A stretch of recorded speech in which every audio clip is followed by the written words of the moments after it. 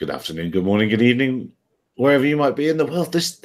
I know I said every time, and people won't know why I'm saying it, but this took forever to start. Then, hi to you all. Louis and Nicola are with us. Nicola in his new and shiny workshop, ready to bang videos out at a prodigious rate.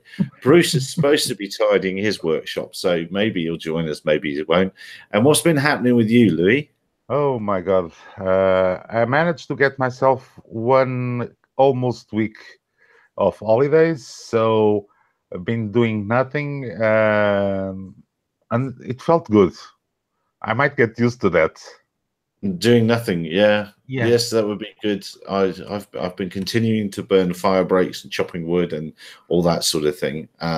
So I like to think of it as thinking space, and I'm sure if I were to have a management head, I could make it some sort of escape or team building, solo team building project or something like that. Anyway, right, where should we start? Nathan's supposed to be joining as well, and I wanted him to be part of a conversation about the Believer 2, so we shall hold on and wait and see if Nathan joins us, and we'll jump into, well, just before we started, we'll jump into hello Richard, hello, how are you doing? Matternet, 16 million of our Earth dollars. That's not to be sniffed at, is it? Yeah. Like, I don't know what to think of this. I saw that and I thought, okay, so Google and Amazon are still not doing anything, or we're not seeing anything, and yet 16 million into what exactly? Computer generated demo? I suppose so. Yeah, they are doing stuff with Swiss Post, aren't they? They've got that working, and I know that they're using FLARM and Open Glider Network for their talking into their UTM. But yes, I suppose, and I suppose we haven't heard a lot from Amazon or Project Wing for a long time, have we? So I wonder where we're at. What do you think they're buying into there, Louis? Okay, let's think about these guys of Matternet are trying to develop an ecosystem that would allow them to carry stuff. It's not so much of how you carry it. It's a system that allows to unmanned transportation of goods. 16 million for a comprehensive system as an investment, it's peanut money.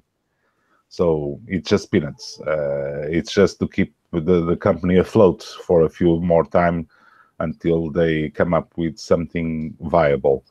The demos and all that, it's just what is needed to create buzz. 16 million is peanuts. I don't know. I struggle to think. It's peanuts on developer and investment fund money. If you see, I'd like to have a few peanuts then. Yeah, but no, look at those companies that do some kind of Instagrams or Snapchats that they get hundreds of millions of investment, and for virtual products. You're trying to develop a physical, real-life product and only get 16 million. That's just to keep the lights on. But they get hundreds of millions for one very specific reason. Those are big names, and the people investing know they're going to get a return on investment and know that's going to happen quick, because you've got like billions of subscribers, and those people building drones, where's the realization, where the actual flights? They do something with Swiss Post. Yeah, I can say I got one drone, I gave it to the Bulgarian Postal Service, they dropped off a package with a parachute somewhere. I can throw a few names, Flam, Blam, Blam, BVLOS, blah, blah, and then go around and start asking for money. I mean, it seems to be something like that. A lot of acronyms being thrown around. Yeah, and we missed the blockchain. Blockchain. What else? Bruce chain. What else? Artificial intelligence. Clouds. Artificial intelligence. Artificial clouds. Artificial clouds. Yes. Quick, write that down. Write that down. Yeah, well, if you listen to conspiracy theorists, most clouds are artificial because the Russians are making them with their weather controlling machines. Yeah. I saw propaganda at work. I saw a documentary on that by Kate Bush.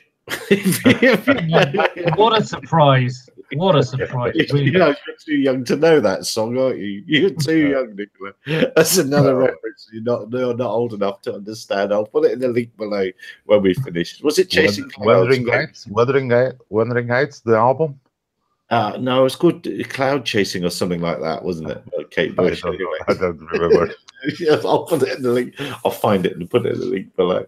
Yeah, well, it strikes a lot of money to me, but one certain positive from this is that we know that Matternet are Ardupilot users, so that's something that we'll like. So that's good for them at very least. And in the same way. And Jonathan was one of their developers. Jonathan Challenger was one of the most prolific developers on Ardupilot, and that's it. The project then keeps surviving with or without the cooperation of companies like Matternet and such. And Ardupilot as a project lives for the community and with the community, and we've been very fortunate to get some new developers onboarding, bringing new fresh ideas, taking Andrew Tridgell from the path and having him distracted with new stuff like OSDs and such. So, but it's good to have new people coming on boards. And it was a great week for Ardupilot at the, I'm going to say this wrong, at the Potomac, I can't say it, someplace in America where the AUVSI SUS competition happened. Now, it's either, I was thinking about this, it's either a good week for Ardupilot because 9 out of the 10 first places were Ardupilot equipped airframes, or it's a bad news for the industry because it means there's this, and the only one that wasn't was a Linux custom build, and that was the 9th place running on an Odroid. So is it a good thing? Is it a bad thing? Is it a good thing that Ardupilot's dominating and we're not seeing other autopilots? I don't know. That's what I came away thinking. Obviously, I'm go Team Ardupilot, but I'm a bit worried about that. Go Team Ardupilot. It's good for the relevance. It's good that Ardupilot has matured to be a trustworthy platform, and let's hope that those competitors give back to the project what they've learned and bring new stuff, because as you know, we've been expanding on support of newer, more powerful boards like the FEMU V5s. And it's great to have those events that create awareness to the platform. Look out, he's arriving. What's going on? That's amazing. They've got internet in prison in New Zealand. That's quite extraordinary. The buzz. So Bruce, Mr. Simpson, Bruce, tell us all about fireworks, Bruce. Tell us about fireworks. Yeah. You don't like fireworks, Bruce? No, fireworks are great. I mean, the fantastic thing about fireworks is that, unlike drones, they're very, very safe. Now, if you've got a drone, you've got to have sophisticated radio control systems that will work scores or even hundreds of them working simultaneously without any problems. But if you've just got a couple of 100 kilograms of fireworks lying around that in close proximity to the public, you can use a radio control system that can be knocked out by a single drone. So, well, there you go, safety first. Come on, Bruce. So you did it on purpose. It was in New Zealand. It's your fault. It is my fault. It is. But really, seriously speaking about it, how can they use an RF system that is so vulnerable to interference that a single drone can completely scuttle it? Yet we can use $9 receivers that will work with 200 all working at the same time at places like Flight Fest. What the hell's going on? Where's the risk assessment? Where is the thing that says fireworks are dangerous? You cannot use a shonky RF system that can't handle interference on an ISM band. And what are you doing using an ISM band for fireworks anyway? Get out of here, you people. Is that what it was? Was it on ISM?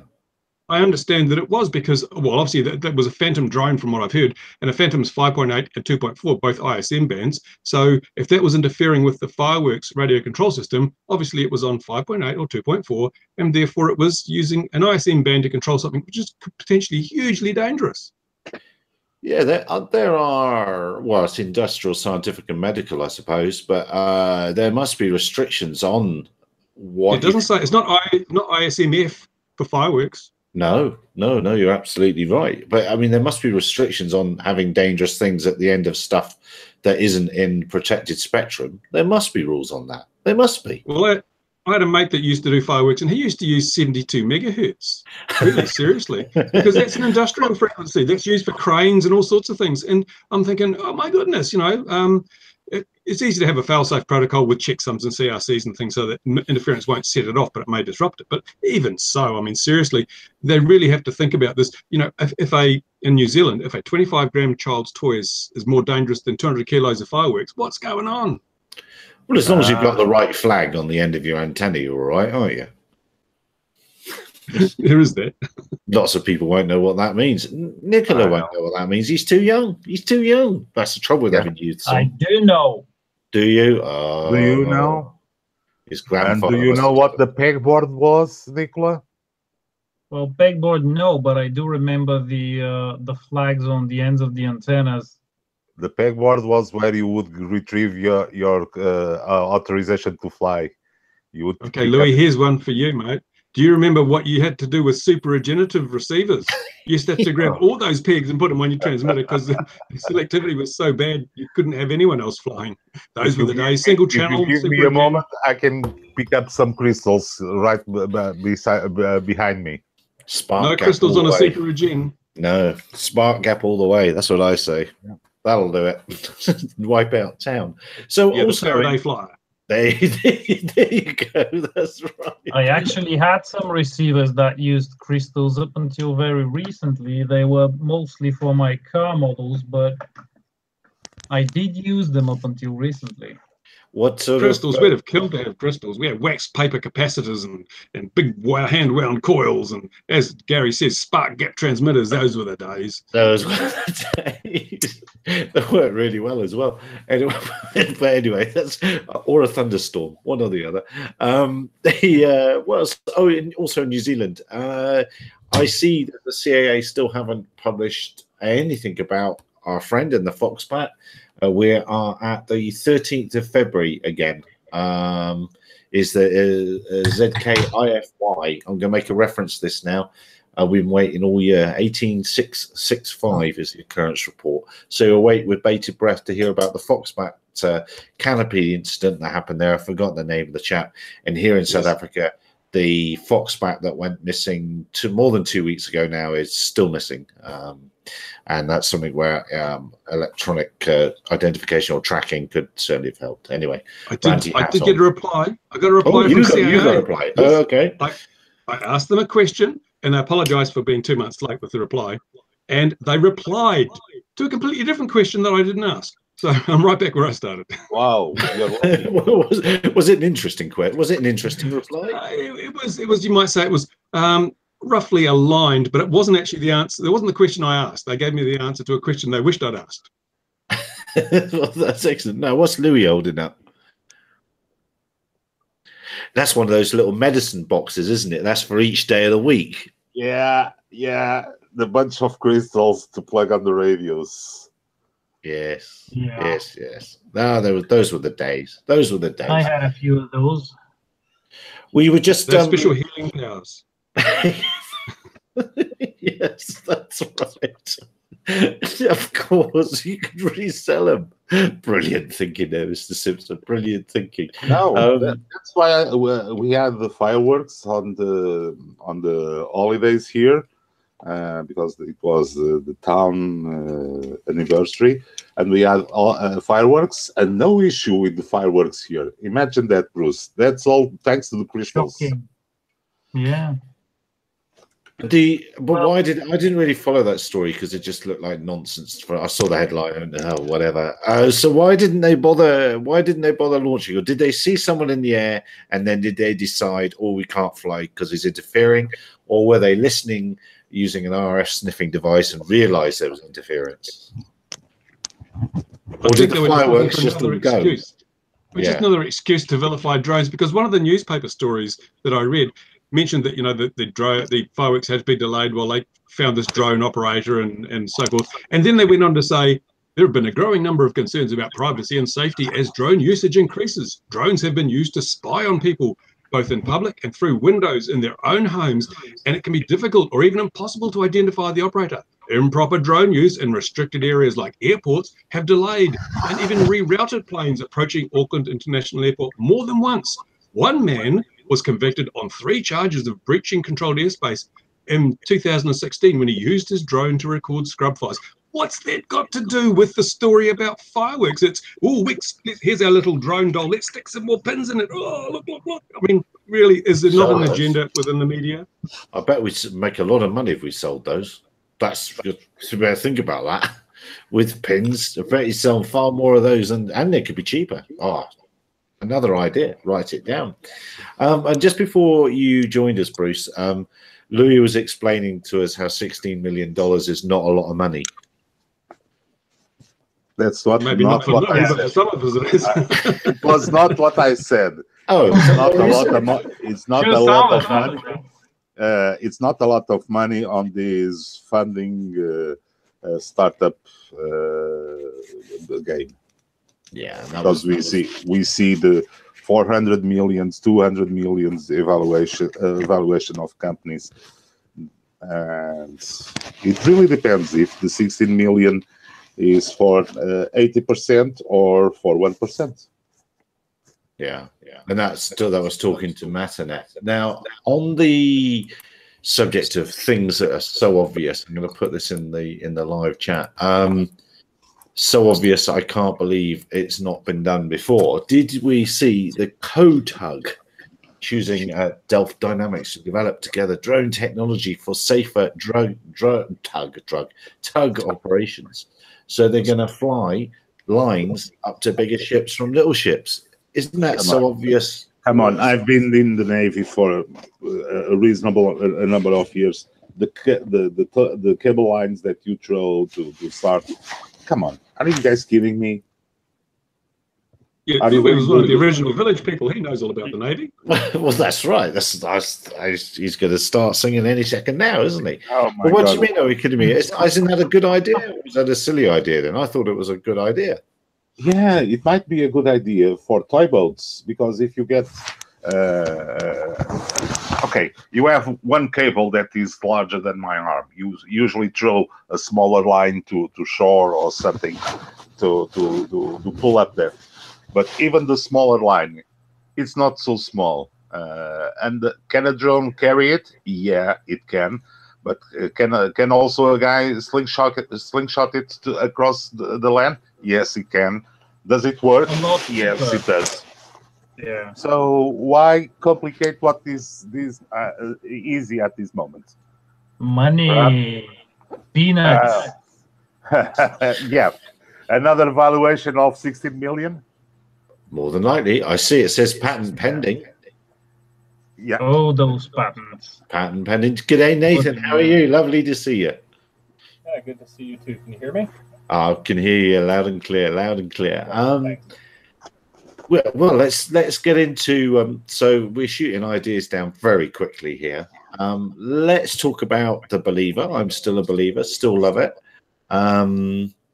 And apparently the version 2 or one with modifications is coming out. And I mentioned that to you today, Nathan. And then you sent me, I don't know, I'm allowed to say it's too late. I'm going to say it.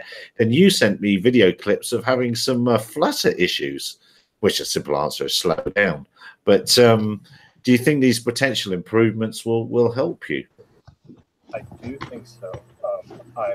I'm optimistic, but of course everything's going to require testing. I wish they would send me one to test, but I'll have to work on that.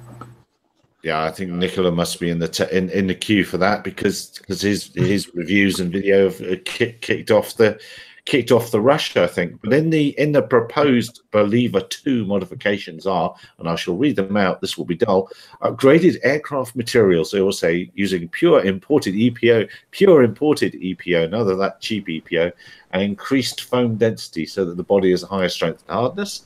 And this is the bit that probably affects Nathan. Ailerons increase carbon sheets to further increase strength of strong ailerons.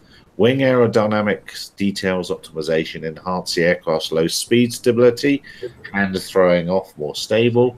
Landing cushion upgrade, adjust the size of carbon tubes so that the wing tail wing insertion more smoothly, and increase the EPS material built-in packaging, further protecting the aircraft. So that's the changes that they talk about. So they just made it heavier, really. There you go. Yes, that might very well be the case, mightn't it? But that sounds more like, unless they change the size or the wingspan, that sounds more like version 1.1 more than version 2. Yeah, absolutely. But it's still a fantastic aeroplane. I still love it. Are you still in love with it, Nathan, or are you beginning to hate it now? Now it's fluttering for you. As long as you not make it go over 100 kilometers an hour, you should be fine. Yeah, you know, I've only experienced issues at like 30 meters per second, which is, yeah, it's quite fast. When that does happen, it seems to get quite fluttery, and for some reason, one of the wing tips is increasing its angle of attack, while the other one is actually decreasing its angle of attack. So I'm hoping that the material is what will end up solving this, but it doesn't sound like they've made any stiffness improvements to the wing tips, which seem to be the issue that I'm having. Now, you talk about the ailerons, increased rigidity. That's great, but from what I've seen in my FPV video is that, you know, the ailerons are still deflecting, but the deflection is not enough to counter the twist in the wingtip at high speeds. So, you know, it has a theoretical maximum speed, and that's all fine. And maybe with their recommended power setups, they're not seeing these higher speeds because I am running higher pitch props. But it's a little bit scary because if an airspeed sensor plugs or fails and some high airspeeds are encountered, it just wants to roll right upside down, no matter how much aileron you put back. So. Did you see on your little video clip, inboard of the aileron was also flexing quite dramatically as well? You must have seen that. So the wing, the wing was deforming nicely. Yeah, this children, this is why we have VNE. That's exactly right. There's no question about that. And from what I've seen, even in a 20 or 30 degree dive, I can't reach that speed that I can flatline at full power. So. It's just a trade-off. I guess I'll have to watch out for. Have you tried laminating the wing with something like lam film to give it a tensile skin, which it dramatically stiffens most foam structures? Yeah, that would probably be a good thing to do. Or add a few carbon strips to the wingtips as well before laminating. Yeah, carbon doesn't really improve torsional rigidity though, because the amount of actual flex in the carbon is minimal. If you have a tensile skin, that adds enormously to the torsional rigidity of a piece of foam. Yep, that's absolutely true. And another thing to talk about with the Believer, and the most significant improvement, in my opinion, is actually the wing spar. They've increased and decreased the diameter of the tubes to make them fit a little bit better. And what I've noticed from a couple of users is that they've had issues when they take apart and reinstall the wing, because the carbon fiber tube is not it's a unidirectional weave. So it splits really, really easily at the end, and it just continues to hairline split down the tube, and it keeps increasing that split. And I'm hoping they have really upgraded that carbon fiber there, maybe chosen a larger diameter tube or something that fits a little bit better. And I think that'll help a lot. Cold-treated carbon is the devil's work. Yeah, just get some super crazy glue on the carbon. Before starting to use it, it will help out a lot to prevent that splitting of the tips because of the cuts. Or just spare yourself the headache and go buy proper tubes. Shouldn't be that expensive, and and that's the thing. Be available in the right sizes. Right, and I've tried to source that tube in a few different sizes, and none of them quite match exactly what they have for some reason. They used to use, in the past, they used to use, it seemed like only one manufacturer would make, and I couldn't get a hold of that manufacturer. So I think now in the future it'll be something that's a little more common, and hopefully then you can get multiple different weaves and different strengths and get replacement spars a lot easier rather than just from make fly easy. Our tests, Rybat saying, our test up to 32 meters a second, no flutter on the believer. We also added flaps and slow flight was much improved. That's interesting. That is interesting. It's really interesting too. The first believer that I did all the testing on, I remember doing a maximum speed test, and I remember seeing about 35 meters per second. And on the last 3 believers that I've built, all 3 of them, when I go to maximum throttle during level flight, it seems to want to roll over, and I can only solve that by slowing down. Yeah, I initially thought it was those servo, must be the improved ones. Maybe they are. Dum. But as Bruce says, V&E, at least you know what it is now. I have been over 100 kilometers an hour with the clouds, and I can say with absolute certainty I have not seen that sort of behavior or felt anything wrong with the plane. And I'm talking not a dive, just level flight. And I think I've topped it out at 110 or 120. Not sure which one was it, but I remember it vividly because it was impressive. Didn't blow up. Oh, Ryback did laminate with 5 mil on the wing. So there you go. Yeah. Ding, ding, ding. Bruce wins the prize. The prize for Mr. Simpson. In prison, life's got to get better for him somehow over there, isn't it? Truth be told, that's how I fixed my initial issues with the Ranger X when it first came out. Those wings were good, but they were way too flexible. So first thing I did, in addition to inserting a second spar in the main spar to make it stiffer, was to laminate the whole thing, and made a huge difference, especially at the wingtips. And haven't you got another one of those on the bench, the new Ranger? It's not sure how new it is. It's the G2. It's a small one. It's a small one, but it's one of the good ones. This thing does not stall. Well, yeah, we'd like to see the video of that then. You can't make claims like that.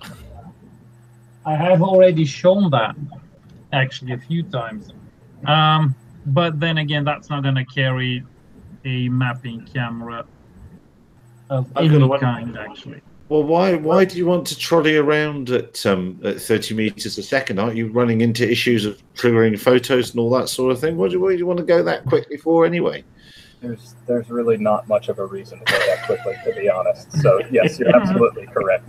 Now, when it comes to stiffening up those spars, as you guys were saying, sometimes you can get thicker tubes, or you can put spars within spars. But the one unique thing about the Believer is that it has a female spar in the center that's actually the largest diameter. It has the main spar that goes all the way out, almost to the wingtips. That's the main spar. And then it has an internal spar that goes out to the very, very edge of the wingtips, which is the smallest diameter yet. So it's actually 3 telescoping tubes, which makes it really difficult to change anything. Oh well. Don't start, Nikolai, on that. You'll modify it. Yeah. There's nothing you can't do with foam. Yeah, we never had these problems back in the days of crystals and balsa wood. These problems never existed. No. And how's the spark gap transmitter going to work with all that carbon fiber everywhere? Blow the wings off. From that announcement you did, perhaps they're going to start using Elapor, the good foam from Multiplex that everybody craves and is very hard to get outside of the Multiplex planes. Yes, we don't hear any. What new multiplex planes have we seen recently? It's a great shame, really, isn't it? Because they have those fantastic gliders, the Soleus, the Aeron. and those are fantastic planes. Very low, very little room to put anything of work, but they're not designed to that. But they fly fantastic.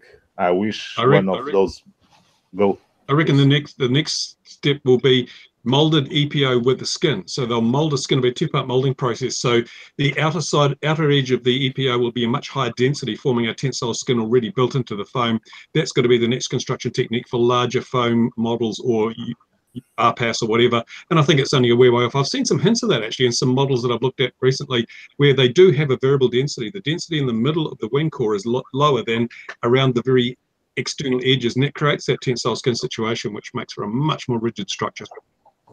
We're at an interesting point, aren't we? Somebody in the RC groups said they were designing, or somewhere on Facebook, wherever I saw it, we are designing an airplane to fly for an hour, maybe 2 hours at the most, and etc., etc., etc. And you've got to think, why now? You know, because off-the-shelf platforms are available for their fit. We're at very interesting. You're stifling innovation. Yes, that's what I'd like to do. I would like to do that. I'd like to be known for stifling innovation. But why bother? But why bother when it's already out there? And at what point? It's increasing competition. It's the come on. It's the fun of developing new wings. Getting a different structure of the wing, the foil, everything. So. Everything has been invented. So if everything was invented, we will still be flying the Bixler 1. Or the multiplex, what was it called? The multiplex, that one. Yes, that one. Sorry? AXN's rule. AXN's rule, do they now? No, it's just interesting. But aren't we at a point where, and as Bruce has alluded to, we're going to have new foam materials and everything's going to be lovely, jubbly, and so on and so forth. We're at a tipping point where the big foam platforms are now properly getting capable. They're not just about managing to get the job done. They're getting capable, and we're at a tipping point where you're going to get perhaps 4 usable hours with an hour in reserve, or 3 usable hours with a really good payload. And then at what point do petrol motors start coming back into play now? Do we have a 3-hour grade machine? Because when electric, I can remember when 10 minutes was a great deal, and then half an hour was amazing, and an hour was something that would be impossible. No one will ever fly electric. Do people for an hour. fly more than 10 minutes? Do people fly more than 10 minutes? Apparently they do. Apparently they do. Like guy.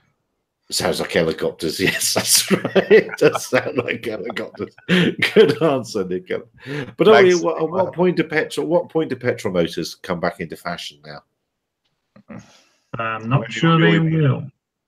When you really need to have endurance, because 2 hours on the foamy is doable, but not only endurance, but when you go up in scale, like considerably, like not 4, 5, 6 kilograms, 20, 25, 30, that's when I think for the time being it still makes sense to go with an engine, because it's a lot cheaper.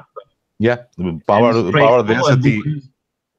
Power density is much greater on petrol, so it makes sense to use the better. I mean, for a 30 kilogram plane, you're going to need what?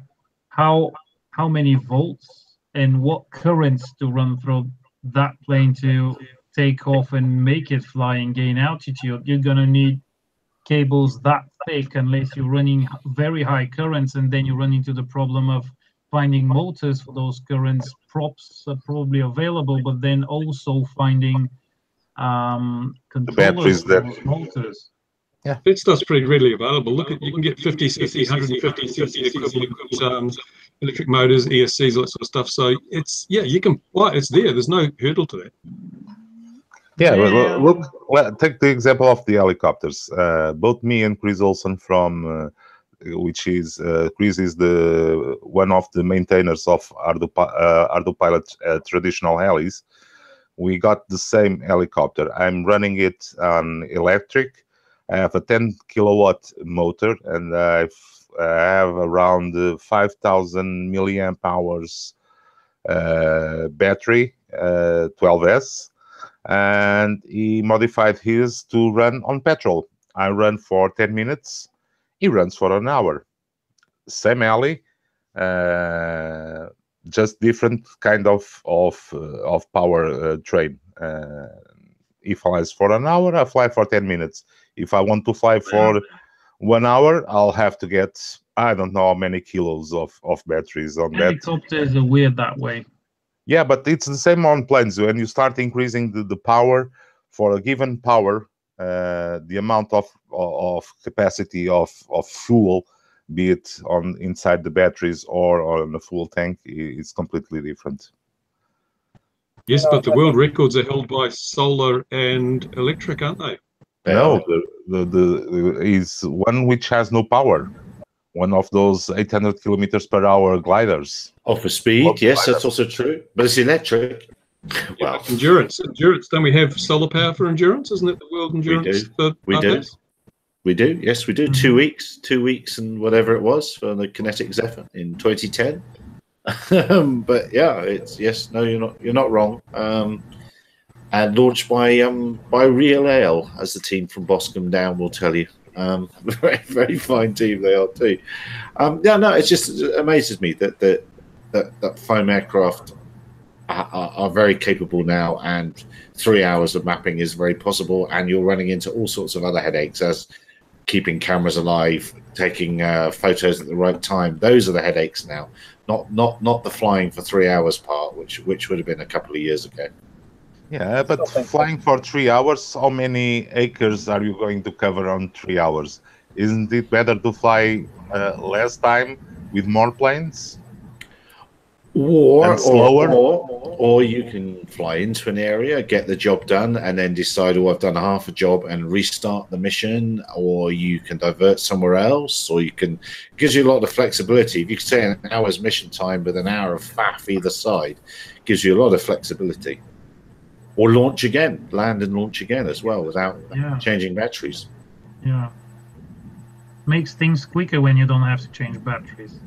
Yeah. Because then you have to wait for GPS lock. You have to run through the whole startup checklist thing because you've powered down the system, etc. Yeah. No, that's what I've seen of the Believer in operation, and it allows you time to make lots more decisions. It sounds like I work for the company, doesn't it? But I don't. But having the endurance just gives you more time to think about something.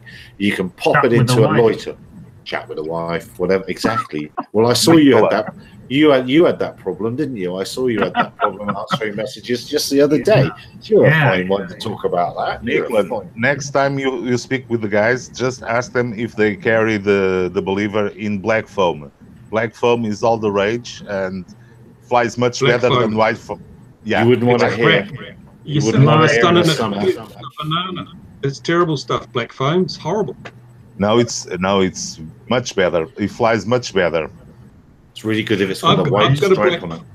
I've got a black foam wing, and if I sit it in the sun for 20 minutes while I'm setting it up, then the trim out of launch is dramatically different to the trim when I land, because as it cools down flying through the air, it twists and bends and warps, and it's terrible. I'd give me white any day. You can always paint white. Yeah, no, I agree. People buy black airframes for here, and I have no idea why. They'd be so hot on the summer's day. It'd be unreasonable. But Nathan, I'm trying to fish some answers at you, because you're the man that's been doing all the studying and all the hard thinking about all these platforms. So you've got all the answers at your fingertips. So is it all sensitive commercial knowledge now?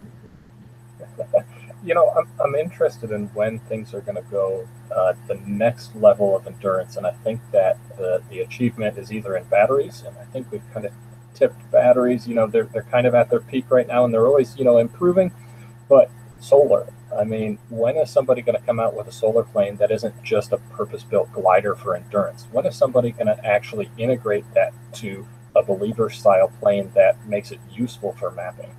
I don't think anybody's done that. I think that's the next step in the market. When I think of what's going to happen, I think of the gaps in the market and what hasn't been done, and where are the gaps. And right now the Believer's really filling that gap, and that more expensive foam, but not quite up to the fiberglass level and not quite up to the gas engine level, but you're still getting, a lot of performance.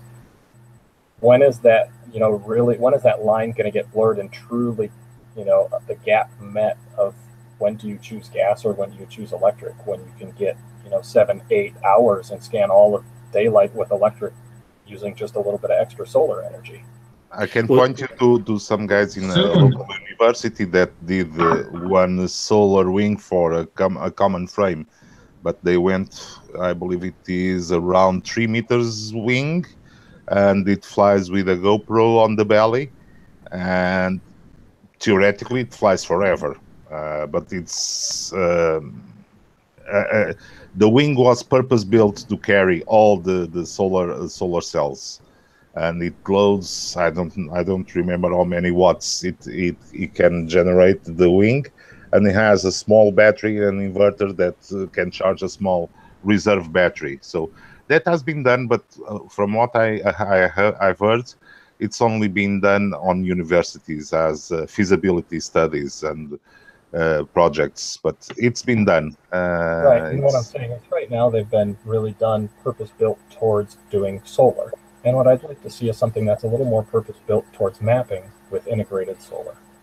Yeah, but you can have that, because if your wing generates X amount of watts of power, and you have a small battery that serves as a reserve, you can have both. So it's a way of looking at it. If you look mapping and adding solar, or just looking at solar and have mapping, it's a different approach of the problem. Sorry, Gary. Okay, hold on. Why have a small battery rather than your full-size pack, and it just kept charged up? Wait. The battery serves as a small buffer, and if you have a small battery, you keep you don't want to go and put a 22,000 milliamp battery on the plane. It will destroy the weight balance of the system. So okay, hold on, wait. Why would that be a problem? I mean, this is 100 watts worth of solar cells, sun power, the top of the pops, whatever. There now that panel is total crap. It arrived damaged, and actually it completely stopped supplying any voltage as I was filming the return or refund video for Bangor.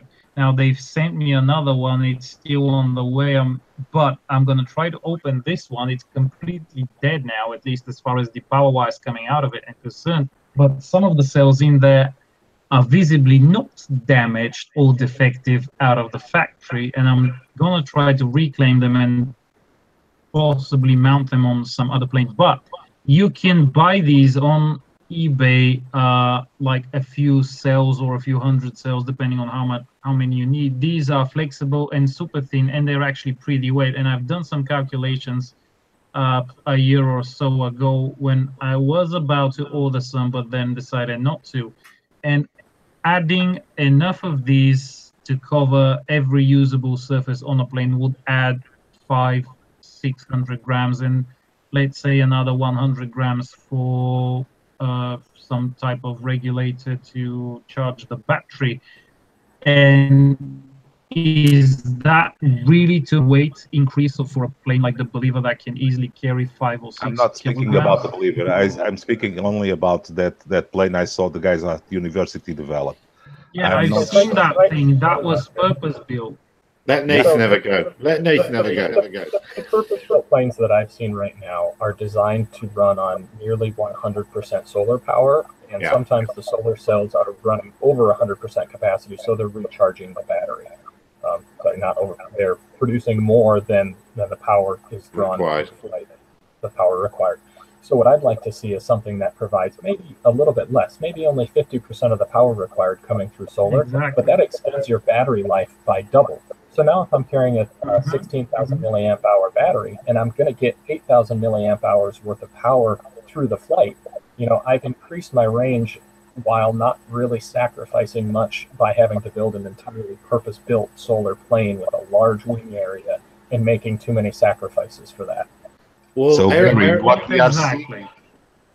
Gary, what we are seeing now is the next round of funding of $16 million. I have the answer, Louis.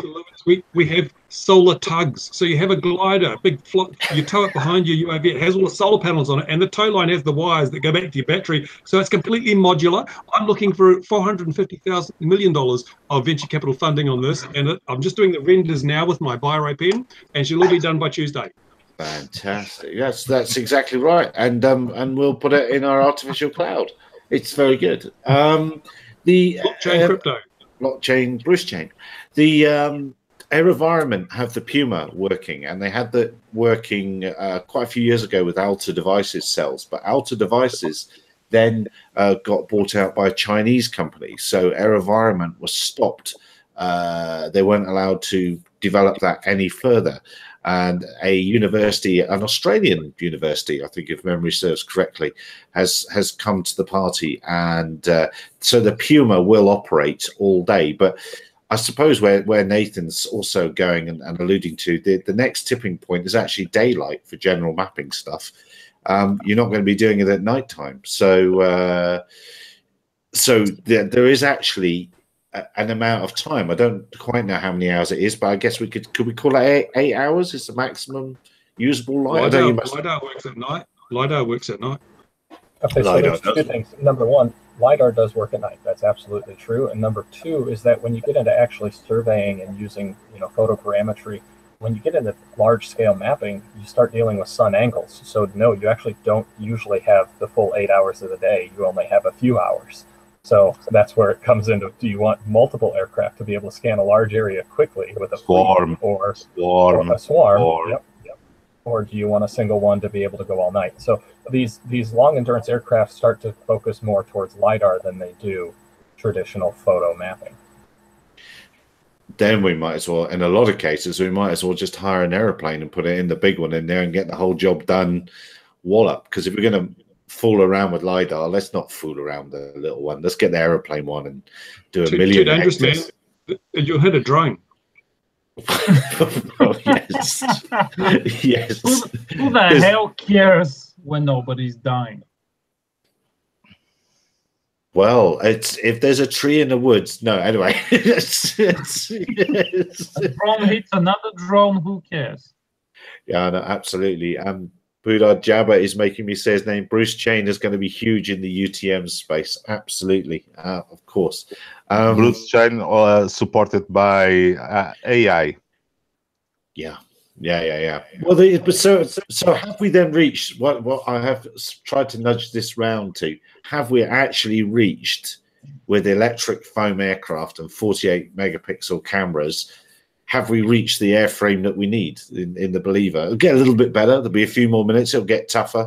It'll go together better. The box will be nicer, things like that. But have we reached the actual endurance that most people are ever going to need? I think the answer is yes to that question, and at least I think certainly yes under the current regulations. Well, but if they change regulations, that won't make 4 or 5 hours of usable daylight change. But that won't change.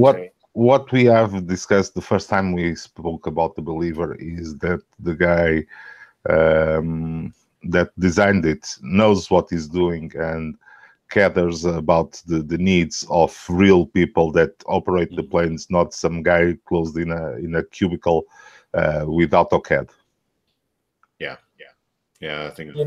Gary, I do somewhat agree with you, but I also disagree that once regulations allow higher flight, that's also going to allow higher speeds. Because right now we've kind of hit this optimum window of speed because you can only trigger your camera so fast, and you have to have so much light coming up into those pixels to keep yourself from blurring those images. But as you increase altitude, now you start to increase speed as well. So if you can start to deploy, faster remote aircraft and that whole design challenge, I think that envelope will change because of regulations. I have a name for you, Nathan. It's called Cessna. It's called Cessna. Manned aircraft are still so much more expensive just because of a maintenance side of thing and a liability and removing, any danger or most danger compared to a Cessna. You know, using a remote aircraft is significantly more advantageous. You want to go higher, you go Cessna. That's it. Well, no. Actually, you want to go higher, you just don't upload the video to YouTube after that.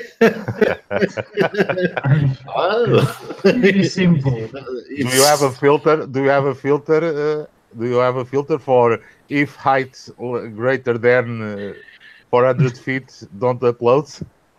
No, because it doesn't matter for me yet. Yet, no, it does. Only you don't want to admit it, but it does. It does. Well, of course, the other thing that will happen, which I think a lot of people are missing. So I agree with you, Nathan. I think you're bob on right, and sensors are improved. It'll get faster, but the number of operators you need is just going to get less and less and less as that aircraft gets more capable. You're only going to need so many operators in the world. There is only so much photogrammetry being done every year by the manned aviation community. But what's the problem? What's the problem of picking an Ardupilot flight controller and put it on a Cessna? As long as it doesn't carry anyone, it's there. Well, it's there. Do I want to go down that rabbit hole? Yes, got the same maintenance issues, though. It has got the same maintenance issues. Yes. Hitting another Cessna is a lot more problematic than a believer running into a piloted airplane. I want to see the guy that is going to do the compass calibration with a Cessna. I really want to see that. Oh yes. No, same thing. I think Captain America should be able to handle that. Or Tony Stark. The problem with the Cessna, there's just so much unused payload when you put an autopilot in it that it's useless. It's overkill, I guess. You know, maybe you talk about a Cessna 150 or some of those older, you know, lighter payload aircraft. But if you've got 160, 180, 200-pound person, whatever it is, a pilot that no longer needs to be in the aircraft, you know, you don't need to fill it with fuel because you're not going to be operating for that many hours because of sun angles and everything. So I don't know. You get a bigger camera and a bigger LiDAR. Foxbet. Just use a Foxbet.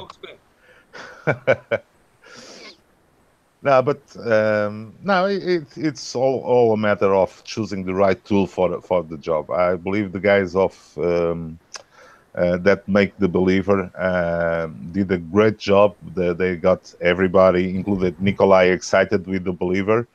And if they want to come up with something improved, I hope they heard and they saw. I'm sure they saw Nikolai's video on putting it together, and keep including the extra bolts and nuts on the bags, right, Nikolai? I guess. Hey, look! Someone shot Gary with a poison tranquilizer dart. He's not moving. Oh, Gary. Gary froze. He's frozen. He's got a big jacket on, so it must have been cold there anyway. He was speaking about getting he said it's -1. Yeah, but he's frozen stiff. We were -2.1 this morning here. Oh, now he's gone. Okay. And what would you like to see on the Believer, Nikolai? On the Believer 2? Well, to be honest, I haven't, sadly and regrettably, I haven't had a chance to fly it quite as much as Nathan has, although I'm planning to remedy that in the near future because I am planning to test a lot of things on it, including that hackling thing or any future HD system that I get my hands on. And I've already got some directional antennas for that, so I can try and push the range outside of the city. But the Believer is going to get some more action. What I like to see on it, honestly, when not doing mapping with it, I would like to see some. I know it's probably not going to go that way because it's clearly designed with one thing in mind, and probably might be a good idea not to deviate too much from that. I mean, we are hobbyists, we can DIY whatever needs to be done, but a bit more FPV friendly would have been nice. At least some basic camera bay at the front or something, because having to dig into that, and a lot of people don't have, you know, so many tools as probably I have around here to deal with that. I'm not saying I did a perfect job on that camera thing I dug up from the nose, but still, that I think was probably one of the things that really stuck out as I was building it. What else? I don't know. On the unit I got, everything fit perfectly. Everything was okay. I don't really have anything to complain about. I am gonna have internet connection. Yeah, I am gonna have a problem mounting a gimbal, but I think I have a solution for that, because I'm not gonna put one of those like proper gimbals. I'm just gonna use my handheld gimbal with a piece of Velcro stuck to the nose, so I wouldn't have to cut into the foam and glue stuff to it and then mount dampers and all that shit like I did with the clouds. Wasn't there a plane that had a front canopy of glass so that you could mount a camera inside the canopy? It was a bad idea because it was plastic and would get scratched very easily. Yeah, there's quite a few of those around. And you also get reflections on the inside. Yeah. So not a fan. Actually, the Ranger X came with a dome for a gimbal, which was a pretty neat idea because you could land in grass and, you know, not have the gimbal stuck anywhere, which in my experience tends to ruin the gimbal after a few such landings. A few gimbals can testify to that, but that plastic, glass, or whatever it is, if it's made properly so you don't see any reflections, it will be prohibitively expensive for most people. And you know, the people really willing to spend money are the ones looking to do mapping. Everybody else is on some sort of a budget because few of us are blessed this to be like sort of a job thing. The rest is just a hobby, and that's not, you know, where your main expenses usually go. Richard's saying, what about some wheels in the comments? On the Believer? No thanks, not for me. Well, Nathan nodded. You want wheels, Nathan? Yeah, it would be nice. It does seem to, you know, grip pretty hard on the. We have a fabric runway, and it just seems to decelerate quite quickly. It doesn't slide as much as I'd like, but you know, it's not a huge deal, but it's something that would be nice, just a wheel kit. I haven't seen a whole lot of, you know, bigger planes integrate low drag wheels or anything like that yet. Have you tried greasing up the bottom of the plane? We've got my friend's got a skid on. He's put an aluminium skid on it, and that works quite well. Just bent round the nose. But I think what I will say is the props are quite close to the ground. They're just another half-inch thicker on the fuselage, just to get it a bit further off the deck. Actually, the Believer, I think, is the first plane of all that I've had that can actually fit, I think, 11 or even 12-inch props without them hitting the ground. All the other frames I've had, you're pretty much at 10 inches. Most of them are 10 inches hit the ground, let alone 12. But now I thought up of something. The Ranger 2000, the FPV Raptor, all of those, even the Ranger X, when you remove the landing gear, everything with the plastic fuselage. Now that thing, I don't know about the type of airstrip Nathan is talking about, but when landing on tarmac, those things, that plastic actually slides for quite a while. So perhaps maybe those landing cushions may have, like Bruce suggested, it's okay for them to be foam on the inside, but perhaps like on the clouds, have a thin piece of some plastic covering them, so they'd be a bit more slippery. Yeah, the coefficient of friction on that foam is just a little bit too high for my liking. They said they made it softer in the V2.0, and actually that doesn't really make me any happier because, in my opinion, the harder, the easier it slips. But that's just an opinion. Yeah. Grip. You've got more grip for those tricky turns. That's high-speed turns. We've seen actually a lot of Ron. Bruce's mate Ron's been doing that sort of thing recently.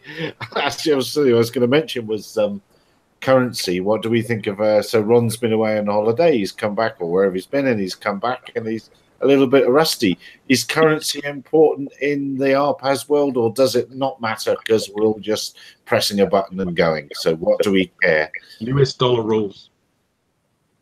Oh gosh. I'll set him up, knock him down. Do you tend to be current? Is there any need to have any skills as the operator? Does it matter? Well, not having skills hasn't hurt me any. Damn. 2 for 2. Can I set him up for a hat trick, I wonder? It's interesting though, isn't it? In all the licensing around the world, like even here in New Zealand, with a full-size license, you have to have a BFR and that sort of stuff.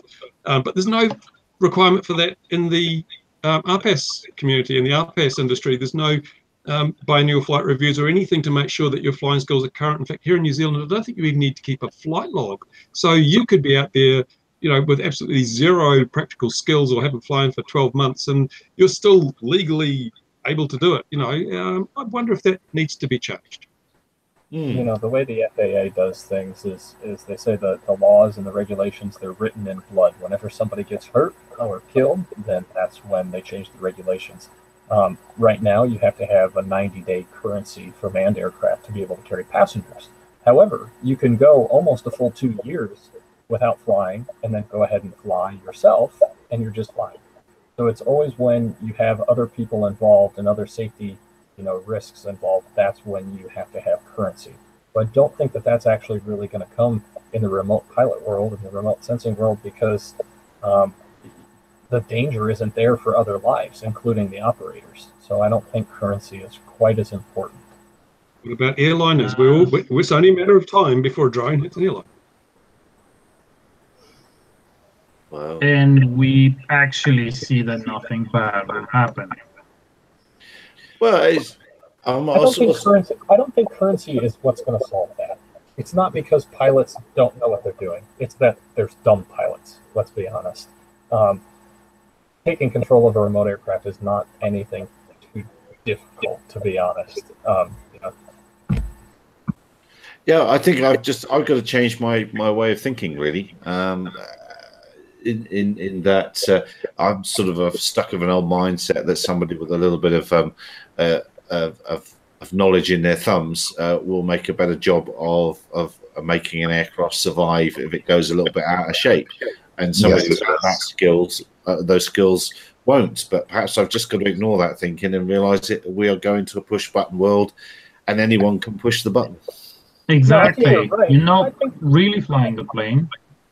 I think you're right, but in those scenarios where remote aircraft get, unwieldy, I think in the risk matrix, the chance of something, death or something serious happening is so small that it's just, useless to waste so many resources on preventing that scenario. That's not going to happen that often anyway. It's probably very wise thinking, and because all of us have got money like Louis, where 16 million's nothing, we'll just buy another one anyway. So it's all fine. It's all fine. Yeah, peanuts. It's all peanuts. It's all peanuts. Exactly. It's all peanuts. Yeah, it's peanuts on the venture capital world. Yeah. So I've got an old-fashioned way of thinking about currency and things like that, and operator knowledge and experience. So I wonder then if regulators everywhere have got an old-fashioned opinion of currency and knowledge and experience. Have they also got to be getting out of this mindset? We all have enough skill to get to the scene of the next crash. Yes, absolutely.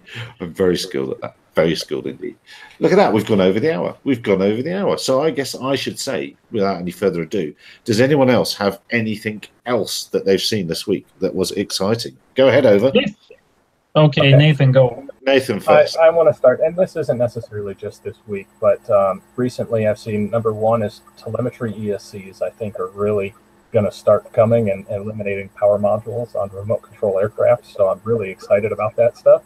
Number two is I've heard of a new manufacturer that's talking about an L1 and L2, so a multi-frequency GPS, and also B1, B2, or there's a lot of different satellites that can be accepted from a GPS module. So I think that's going to be exciting, and that was in the $150 to $200 price range, and that's an R2K capable GPS. So that's really exciting. And I can't remember the third thing. You'll have to come back to me. Absolutely. Wait. It was a treatment for Alzheimer's. I saw a Sony rumor that there's a 36 megapixel APS-C global shutter coming from Sony. It was just posted on a rumor website. But if it's true, I think that's really, really exciting, because that's high resolution and global shutter. So that's fast capture. And I think that'll be really important for remote sensing. Can't you mimic that with the new mode of the Sony Alpha R3? You can mimic a global shutter on the R3. There's one of the modes that it's not a full global shutter as we know it, but the R3 has one of the modes that can emulate a global shutter. So the problem is to find them available for sale. Yeah, one is to find them available for sale, and number two is that the APS-C sensor that's smaller, when you increase its resolution, you actually you have to do that by decreasing the pixel size. So you're starting to get smaller pixels, which means you can actually get down into very, very small GSDs on the ground. It's harder to get light into those smaller pixels, but just having a smaller pixel means you can sense the same resolution from further away, typically. You don't want that, Nathan. You really want big sensors and lots of pixels. So you want at least a full DSLR or larger medium camera. format. Medium format or larger. So I actually disagree again, and the reason is because there's certain when you're talking about non-contiguous mapping. So you're just taking spot shots of individual things, like finding bugs on plants. What you need is resolution, and you need very small pixel size to be able to pick up the very, very fine details on the ground. So for a given zoom lens, you have to have a very fine pixel size to get a very small GSD. But you start talking about those medium format cameras, they have the same pixel size as the APS-C sensor. So it gains you nothing except for just having more data. You don't actually get any smaller resolution at a given altitude. Well, when the sensor is 150 megapixels, I think you might get a bit more resolution. So, you just have to get and put that on the calculation formula, and you'll see that. For instance, at my company, we work with 0.4 millimeters per pixel, and if we would go APS-C sized with 36 megapixels, we wouldn't get the 0.4 millimeters per pixel that we work with. So we established that resolution as our baseline. So 0.4 millimeters per pixel, it's a lot. Yep. Tell me more about telemetry ESCs. So telemetry ESCs that I've seen have a little, basically a mini power module within each ESC, so they can monitor how much current they're drawing. They monitor the RPM of the motor. They monitor the temperature, and they monitor the total current consumed. So I think there's 4 things that it monitors, and that's all fed back into Ardupilot under some of the current developer releases, and that can be treated as a virtual battery. So you can now monitor each individual ESC and find out how much battery power you've used up without having to run everything through a power module. So it's basically one thing that BLHeli32 and D-Shot has implemented, and the guys at Betaflight already and INAV already have.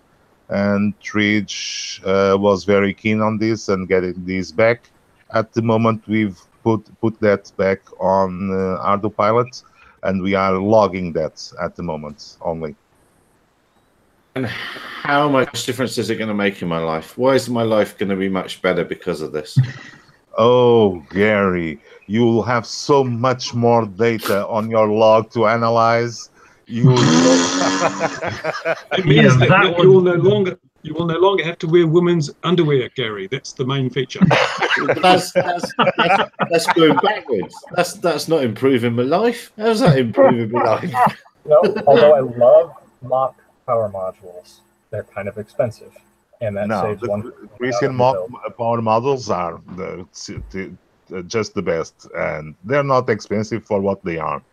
And the BLL stuff, it's cool. It's something that is already also promised on the UAV CAN ESCs, that reporting capabilities.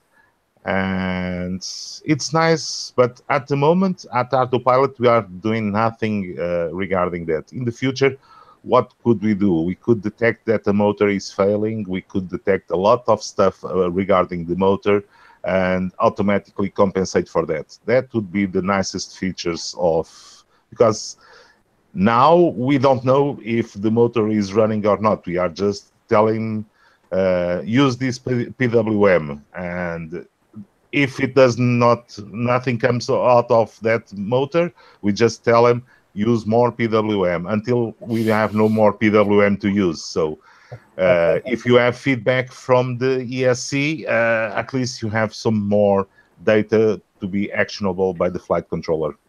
So you're moving to a closed loop system. Yeah, it's basically enabling emergency management by the autopilot. Yeah.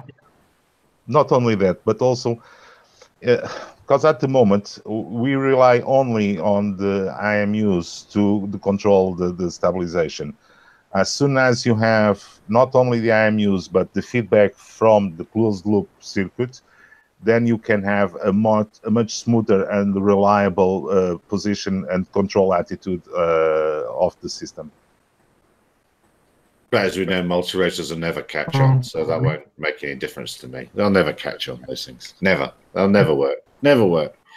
I think they do, but what I don't understand is how I'm going to power, for instance, my FPV system through the ESC, so it will also account for that current draw. I'm glad you said that. Oh, come on. You just soldered another wire. You just soldered another wire. Come on. Okay, hold on.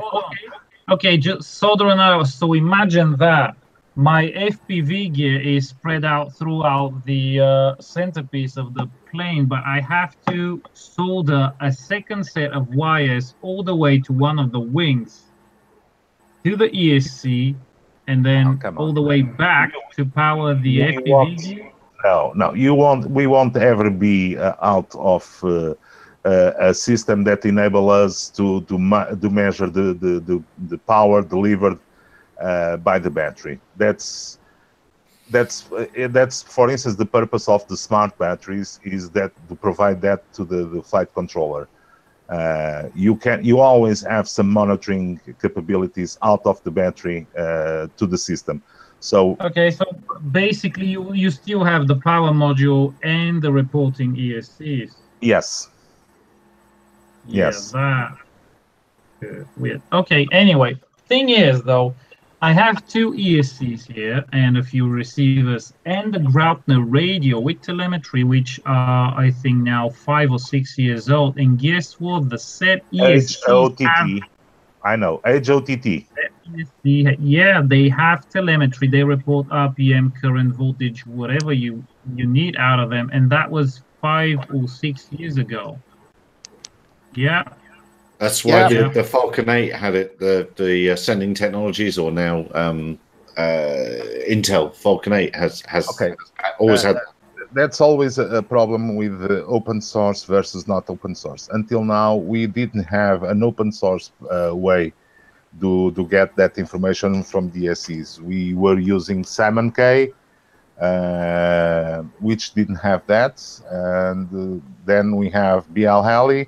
Now we have BLL-32 and the shot, which have that capability. We also have the UAV can, those lucky enough to have UAV can ESCs. And that's an open protocol that can be used by open source software without any issues. It would be nice for us to implement some kind on Ardupilot, to implement some kind of interfacing with HOTT from Graupner. Would be very nice. We haven't, because as you know, Nikolai, you were speaking that I was saying $16 million is peanuts, but you're the one that is using Graupner stuff, so you're the one that's got the other $16 million. Actually, I'm not using it anymore, but I was using it a few years back before FRSky released the Taranis, and the Graupner was actually my first proper radio, and I never regretted making that choice, because those first FPV flights with the FPV Raptor and the long-range flights, whatever, that was done using these receivers and that ESC, and I was aware of my consumption and everything before I even started using power modules, because back in the day and up until that moment, rarely have they worked for me. But that thing worked absolutely flawlessly. That radio, that all of that gear, I still have it. It's absolutely impressive. I know it's not open source. I know it's not FRSky Taranis Sardo plane, but those ESCs were bulletproof and everything worked absolutely perfectly. And unlike FRSky, you could lose telemetry without actually the receiver fail-safing. Yep. Which is something that FRSky definitely need to learn how to do. Yeah, I know. As you know, at the helicopter world, we have the Graupner. You have big heat sinks. What big heat sinks you've got. That's never going to catch on as a children's story, is it? It's never going to work. Come on. Have you seen an 160 amps ESC? Well, yes. I have a few 100, 120. Yeah. I do delve in EDF models, so we do get these huge bricks here as well. Oh, so you convert electricity into noise on a frequent basis. Good noise. Guy Gets the Goat said, did Louis just say that INAV is going to have D-Shot soon? I believe INAV already has D-Shot. I'm not sure. I haven't used INAV for quite some time. But Betaflight has it, so I don't see why doesn't INAV has it too. Shouldn't have it. Now, were you going to say something else there? Oh, sorry, Nathan. Nicola, I thought you were going to jump in with something there before. Yes, I was. I'm not sure if you've discussed this, but probably 2 or 3 weeks ago now, I did see some news about DJI teaming up with a taser manufacturer. No, and I thought that was a pretty interesting development. Now, imagine this. We've all seen those video clips where people actually, fly around. They see a semi-naked girl sunbathing on the rooftop, and she starts swatting at the drone with her bro or something. Now, rather than having to run away from her, you can just tase her, and while she's, on the ground doing all sorts of convulsing, you just enjoy the view. This is the new Spark Pro. Yeah. No, and at that point, you now say, well, you see, drones are so terrible. They can down a plane. They can taser you now. Where is this world coming to? Oh, but that's happened. There's been a few working examples of that, and there's even one down here in Afrique du Sud where people have mounted tasers and tear gas and all manner of things. But yes, but surprising that DJI have actually, that's a different, that takes it to a whole new level, doesn't it, really? Richard's saying in the comments, that will bring it to the masses. It will bring it to the masses, yes. Richard in the comments says Helio RC Spring FC, Helio RC Spring flight controller. Will it work with Chibios and Ardupilot? It's both an F3 and F4 processor. Don't know. Does anyone know the current status of? At the moment, it's very easy to port STM32 based CPUs to Ardupilot. Ardupilot, with the move to Chibios, what was developed was an easy way to port existing flight controllers to Ardupilot by the hwdef.dat file, which describes the flight controller, and if it's correctly described, Ardupilot will run on it. At the moment, I'm not sure how many boards we are supporting, and we build on our build service of Ardupilot. We build for a bunch of boards these days. We are building for the new F7s, so the Cube Orange, the PixHack, the PixHawk 4, and we also build for the Olibro, Kokuyo, Matek. Does this name rings a bell? So there are a few other boards that we are our build servers are building the releases now, but it's very easy to port for a new board. If you don't have a supported board, just go to ardupilot.org and go to the docs, and there's a good example on how to port a new board to Ardupilot. Okay, good answer. Top answer. Well, I suppose, Brucey, did you have anything else you've seen in the world this week? Of course. It wouldn't be a session if I didn't have something.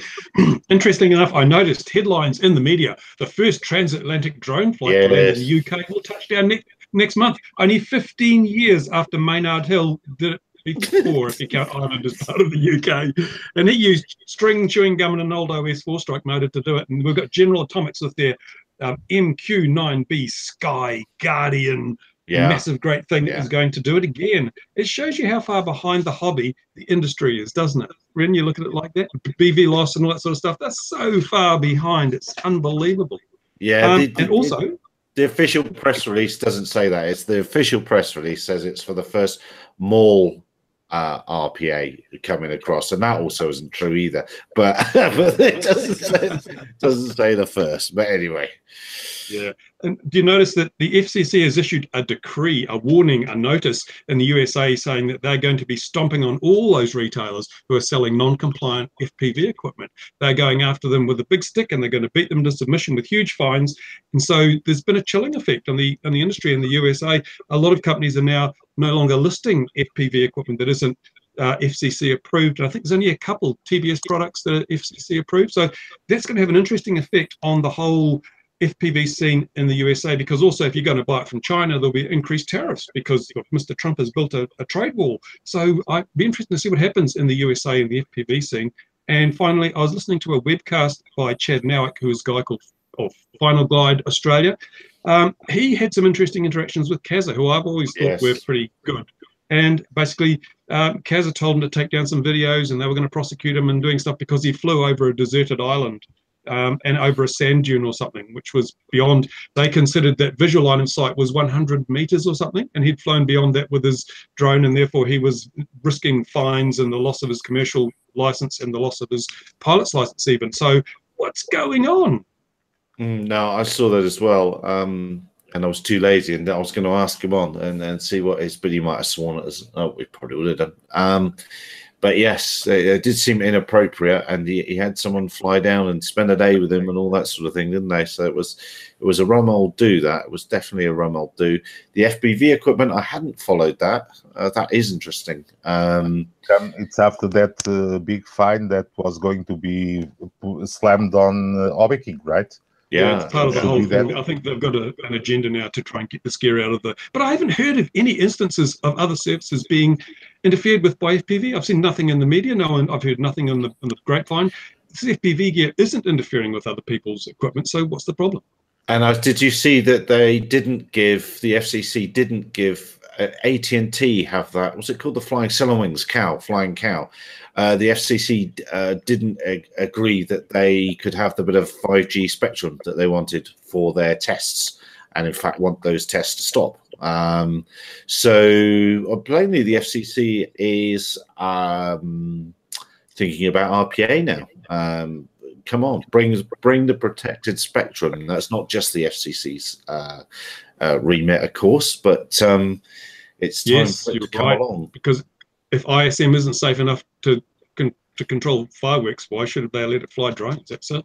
Back to we're coming full circle now.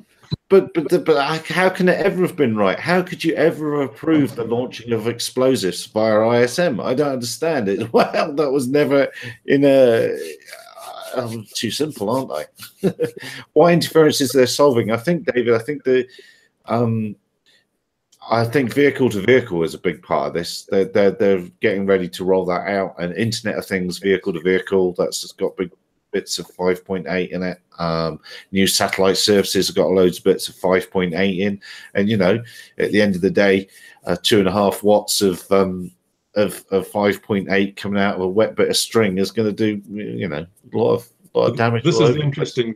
The interesting thing is that virtually all the FPV gear we've got is analog, and it doesn't play well with other systems on the same band, which is why I've been working on the digital standard definition digital FPV system, because once you go spread spectrum, you can run every man, like with 2.4, every man and his dog can use the same frequencies with minimal interaction. So I think if we were able to say, well, look, if we're going to use these standards, which are spread spectrum with a minimum power density of so and so, we might get more opportunity to use that band legally, but see what happens. Well, I saw somebody moaning that they put their FPV goggles on and they were shooting around, and they came across the football, because someone's obviously using a 5.8 sender for their stuff. And I also seen early in the UK that the slow scan television record was broken with some FPV gear, some hams doing it legally, but they broke the UK record using, as they said, $20 first-person view transmitters, but of course nice antennas and all that, and sorting it out. But yeah, so things are possible. But yeah, at the end of the day, we're playing in the spectrum that's not only for us. Yeah, well, I'm just about to do some videos on power and why you don't need it on 5.8 gigahertz, and how to set up a system for good, consistent long range without going over 200 milliwatts. And so that my philosophy is fly under the radar. If they don't know you're there, they're not going to bother you. And if you're getting interference from them, you're probably interfering with them. So make sure you're using systems at the lowest possible power levels and in a way that is not going to affect other services. And then hopefully we get away with it. Yeah, absolutely. Well, it's the most efficient way of doing it as well. I mean, you just put 1.5 watts into that wet bit of string and watch the battery go. That's why you fly with a big battery. or you just take a lead and connect to the mains. It's a lot easier for you. In fact, cable FPV. You've got a lot. Control line FPV is the next big thing. Control line FPV. Andrew, you've been saying that you're spending. Speaking of it, Bruce, it would be nice to see those control line wars with FPV cameras. I haven't seen any YouTube videos. The guys are missing. Yeah, you got to make sure that you use the right polarization. If you have clockwise and anti-clockwise polarization flying at the same time, all sorts of problems can happen. they're insane. Some of those control line guys, if you've just been flying drones and haven't seen it, they're insane. Some of the speeds those things reach. It really is. It's just a motor on a string. A lot of them. There's no aviation involved, because if it's big enough power, anything will fly. In the comments, Andrew Dribbin's saying, "Well, Ardupilot backport Chibios to older APM." No, it won't. No way. No way. We need 32 bits at least. APM 8 bits. Sorry, it's a great controller at its time. We won't be doing nothing, but the community, the code is out there. If you want to redo something, just go ahead, have fun. All the current effort is on the 32 bits builds. And it's moving towards scripting, which is very, very exciting. It's moving towards a new way, and you need the overhead to be able to do that. Sorry, Gary. Scripting will be a part of Ardupilot, but all the core functions are still going to be on C++. The scripting is just another way of interacting with the vehicle and telling the vehicle what to do, like you do these days. If you plug in a Raspberry Pi to a STM32 controller, you can pick up plain Raspberry Pi, plug it to a serial port, and do whatever you want. So this is just to eliminate this and have native Lua. So people that have OpenTX already know the Lua scripting language used on OpenTX. So let's go Lua. What? Yeah. All 5 of them. Oh, no. Come on. That makes me 6 guys that know Lua. We'll not go there. We're not going to go. You won't tempt me down that road, Louis. You won't tempt me down that road. David Croft says they aren't fighting power; they're fighting frequencies. Well, they are kind of fight in the ISM on 5.8. I think. Is there anywhere where more than 200 milliwatts is legal anywhere in the world? I'm not sure. In the EU, 25 milliwatts is legal. So milliwatts, yeah. I don't think there's most regulators have totally different power levels for digital transmissions versus analog, because analog is disruptive.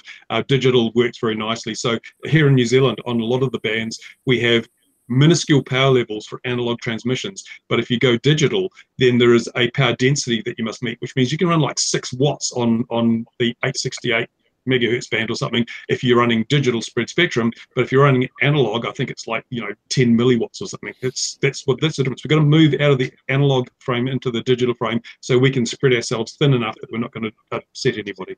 But the problem with FPV over digital is always the lag and latency of the encoding and decoding. It's a problem very hard to solve. Some manufacturers, because it's the glass-to-glass latency that matters for the FPV crowds. And not only FPV. That matters for racing, not so much for like long-range, big planes, whatever. Come on, Nikolai, if you get delay is more than enough. Yeah, but 250 milliseconds is almost enough for a wing to tip over, and you can do much less than that, though. I mean, in the systems I'm working at, I'm talking 50 millisecond latencies, which is acceptable. That's as much as a crappy GoPro camera introduces to an analog setup. So you can do it if you do it properly. It's just that most systems are focused more on high resolution. If you go standard def, the packets are smaller, they ship more quickly, they're encoded more quickly. So for a standard definition stuff like you use for racing, then 50 milliseconds is a highly achievable latency. But I mean, even for fixed wing, if you're flying with Ardupilot, all you're doing is just pushing bits on your tablet and waiting for things to happen. You don't fly those things. You're writing scripts and sitting back watching the screen. It's not like you need FPV. No, you don't. You're right.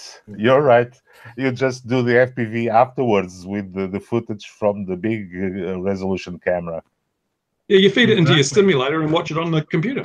Exactly. That's why. What else? What else would you do? I don't understand. What else would you do? Adrian Lee's asking: is there any way? Funny enough, you should mention simulator. Is there any way I can get real weather into the Mission Planner circle simulations? We're not into Mission Planner, but you can get it in via your X-Plane. X-Plane. X-Plane will bring the weather in from the internet. Then as we got. And if you use CITL, there are commands in CITL to simulate wind and turbulence on CITL, so you can not get real world, but emulate real weather conditions on CITL. CITL is the software in the loop that we use on Ardupilot to test stuff. David Cross says, thank you, Bruce. All we need is prices within 200% price point. I guess that means your new digital modes. Gentlemen, look, we've gone 34 minutes over time. That's terrible. You've probably all got real lives to get on with. Surprisingly. Yeah, it's very late for you as well. In your new Archangel RC studio, what's going to come out of there very shortly, Nicola? Well, very, very shortly will be, like I already said, the endurance of the G2 with the new, it's not new, but I'm going to mount the copter ESC so I don't have low voltage cutoff, as you've recently seen in my latest video. And I'm going to test the lithium-ion pack from the Nano Talon on that one, which is 4S versus the 3S I flew with before that, but hoping to beat the last record, and then I'm going to probably replace that motor, see if I can squeeze a bit more out of it. And then throw an autopilot in here. What else? Of course. So you can sit there with your tablet and do other things, and text your wife. And text your wife. Yeah, and text my wife. Yeah. Well, you know, if I've got 4 hours of flight time to waste, well, what else am I going to do? Absolutely. And Nathan, what's on the what are you testing at the moment, Nathan? Anything groovy coming along? You know, I'm working with right now trying to get better geotags on images. I'm working with Trigen on that, and trying to use the least expensive hardware and get the most quality and accuracy out of the data at a lower price point. We all love a lower price. We definitely do, and no one loves a lower price better than Louis, as often I've heard. What's in your workshop at the moment? Oh my God! Now we are moving on to the new 3.6 release of Copter, and we are struggling to get also traditional heli on par. So for the first time in a lot of time, when we'll have the release of 3.6, we'll have traditional heli as a first degree client of the system, and that's it. We are almost done on 3.6. We might have still an RC3 release candidate 3 very soon, and that's it for Copter. And plane, I believe it's on 3.9 RC something, but you know that, right, Gary? Yeah.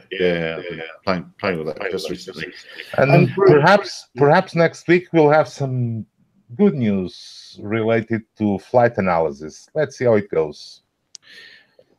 Maybe Robot saying we need an updated hardware in the loop. I think we're all gone CITL, haven't we?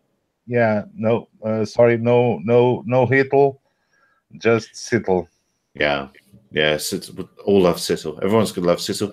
And Bruce, next week will we have a further review of prison food? Absolutely, mate. And soap on a rope is the special feature. No,